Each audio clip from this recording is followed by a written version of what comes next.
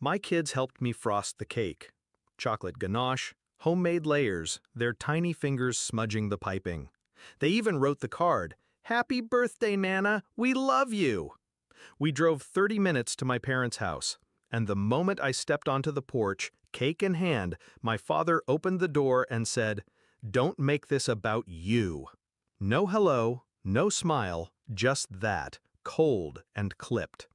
I nodded, set the cake down on the entryway table, kissed my kids on the forehead, then I left, didn't even close the door behind me. 15 minutes later, my sister texted, "Why did the bank decline Mom's card?" I replied, "She said not to make it about me, so I didn't." It started 6 years ago. Mom had just recovered from her second stroke. Dad couldn't handle the bills, the logistics, the house repairs, so I stepped in. Power of attorney, joint bank account to help with payments, medical coordination, grocery deliveries, weekly check-ins. I handled it all because I thought that's what love looked like. But I wasn't a daughter in that house. I was the help. They still called my sister the baby, even at 35. She flew in twice a year, showed up empty-handed, left with heirlooms. She wasn't expected to do anything, which meant everything she did was praised. Meanwhile, when I forgot to refill Mom's pill organizer once, just once, Dad said, "If you can't manage, don't pretend to be useful." Useful. That word stuck. Last Christmas, I paid the property taxes early so they wouldn't lose the house.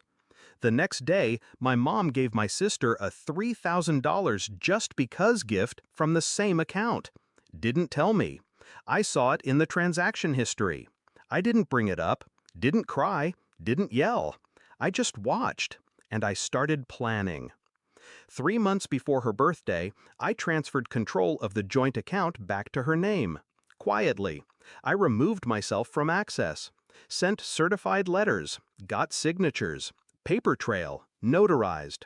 I closed the backup credit card that only I was funding.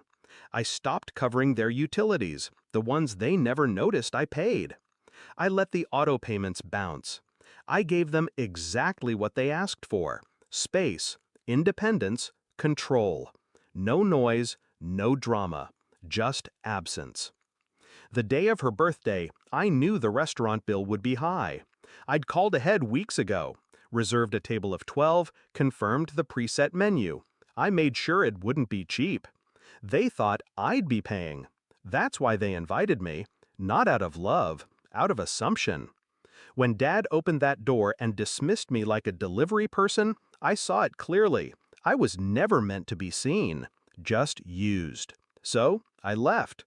15 minutes later, when her card declined at the restaurant, I knew it wasn't just money that vanished. It was convenience, access, control. My sister's second message came in all caps. "WTF did you do?" My reply? Exactly what they asked. 30 minutes after I got home, there was a knock. My father, red-faced, seething. He didn't say hello. He just growled, "You humiliated your mother." I stepped outside, closed the door behind me. Did I scream at her in front of guests? I asked. No. Did I cut off her access to her own account? No.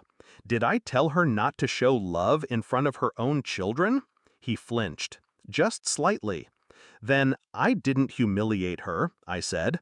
I just stopped letting her spend my silence. He opened his mouth again, but I cut him off. "I have 2 kids watching this house right now," I said. "I won't let them grow up thinking love is something you earn by enduring disrespect." He didn't like that. He muttered something about betrayal. But here's the thing. You can't betray someone who never saw you as family, only as function. He left without another word. The fallout was silent. No apologies, no cake, no "we miss you." Just quiet.